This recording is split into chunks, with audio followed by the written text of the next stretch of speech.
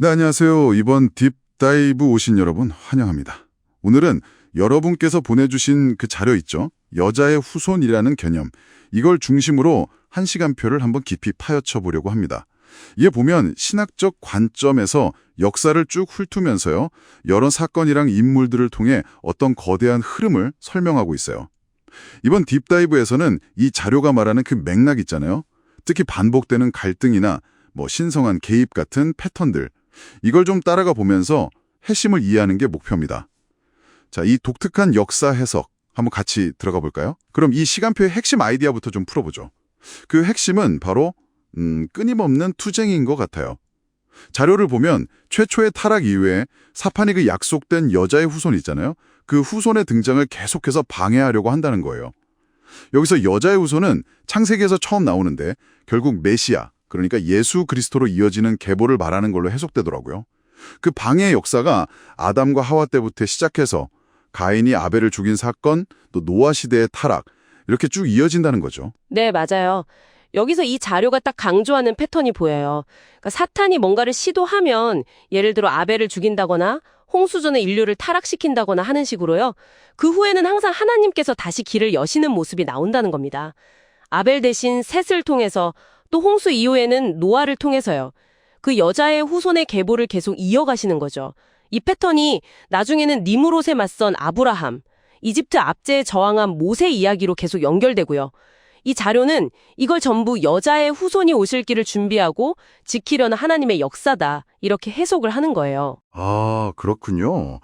그 모세를 통해서 주신 율법도 그냥 규칙 모음이 아니라 앞으로 오실 메시아, 그러니까 자료에서 말하는 실체를 보여주는 일종의 그림자였다.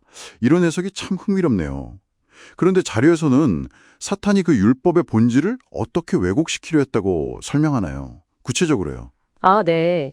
그 왜곡 전략이 여러 가지였다고 봐요. 사람들이 율법 조항을 지켜서 스스로 의로워지려고 하게 만들거나 아니면 율법을 죄를 깨닫는 거울이 아니라 오히려 자기 죄를 숨기는 수단으로 쓰게 만들려 했다는 거죠.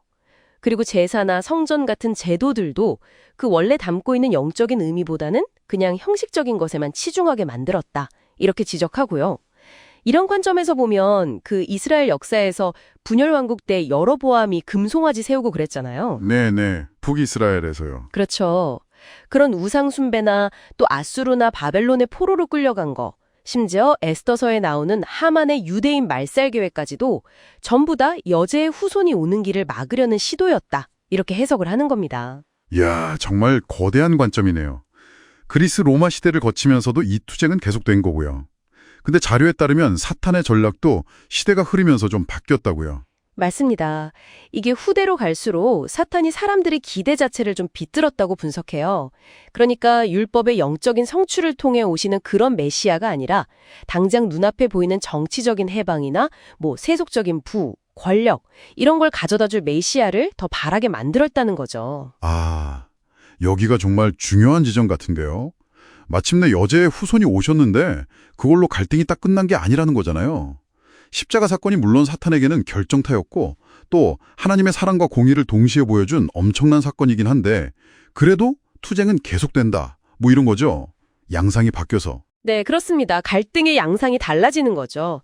자료는 그 이후 사탄의 주된 목표가 신자들, 그러니까 성도들을 직접 공격하는 걸로 바뀐다고 봐요. 핍박하거나 유혹해서 결국엔 그 여자의 후손이신 그리스도를 배신하게 만들려고 한다는 거죠. 이때 신자들이 의지하고 이겨낼 수 있는 힘은 바로 그리스도의 희생, 즉 십자가의 피에 능력하고 또 성령의 도우심이다. 이렇게 강조하고 있고요. 이제 이야기가 미래로 넘어가네요. 자료에서 마지막 일의 짐승, 강제숭배, 666 짐승의 표 이런 개념들이 막 나오던데요. 네, 그 용어들이 다 요한계시록에 나오는 상징들이죠. 이 자료의 틀 안에서는 이게 마지막 시대에 있을 아주 극심한 영적 전투를 예고하는 걸로 해석이 됩니다. 마지막 일에는 어떤 특정 예언 기간을 말하는 거고요. 아, 그 마지막 때의 싸움이군요. 네. 여기서 자료가 되게 중요한 연결고리를 제시하는데요.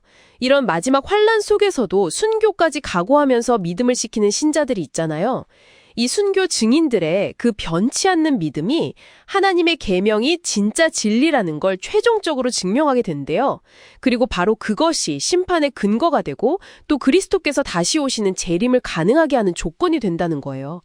특히 그 요한계시록 중에서도 작은 책이라고 불리는 부분이 있거든요. 그 부분이 이 마지막 시대의 속임수를 간파하고 이겨낼 지혜를 담고 있다. 이렇게 아주 강조를 합니다. 와, 정말 깊고 방대한 이야기네요. 그렇다면 이 모든 내용이 지금 이 자료를 접하는 여러분께 뭘 의미할까요? 이 자료는 결국 역사를 여자의 후손이라는 한 인물을 중심으로 놓고 하나님의 계획과 그걸 방해하려는 사탄의 세력 간의 거대한 영적 전쟁이라는 아주 특정한 틀로 보여주고 있는 거네요. 네, 맞습니다. 그러니까 역사적인 사건들이나 종교적인 관습들, 심지어 개인의 신앙생활까지도 다 이 큰 갈등 구조 안에서 해석하고 의미를 부여하는 시각인 거죠. 그렇기 때문에 신실하게 믿음을 지키는 것, 그리고 성경, 특히 요한계시록 같은 예언서를 깊이 이해하는 것, 마지막으로 영적인 속임수에 맞서는 분별력, 이런 것들의 중요성을 무엇보다 강조하고 있다고 볼 수 있습니다. 네. 그럼 마지막으로 여러분께 질문 하나 던지면서 마무리할까 합니다. 이 자료가 보여주는 핵심적인 긴장, 그러니까 역사가 진실을 가리거나 신성한 계획을 방해하려는 어떤 세력과의 끊임없는 싸움이다. 이런 관점에서 나오는 질문인데요. 만약 그렇다면 이런 관점이 여러분 스스로 지식이나 어떤 신념을 찾아가는 과정에서 만나는 어려움들 혹은 반대 의견들을 어떻게 해석하고 받아들이게 만들 수 있을까요? 한 번쯤 생각해 보시면 좋겠습니다.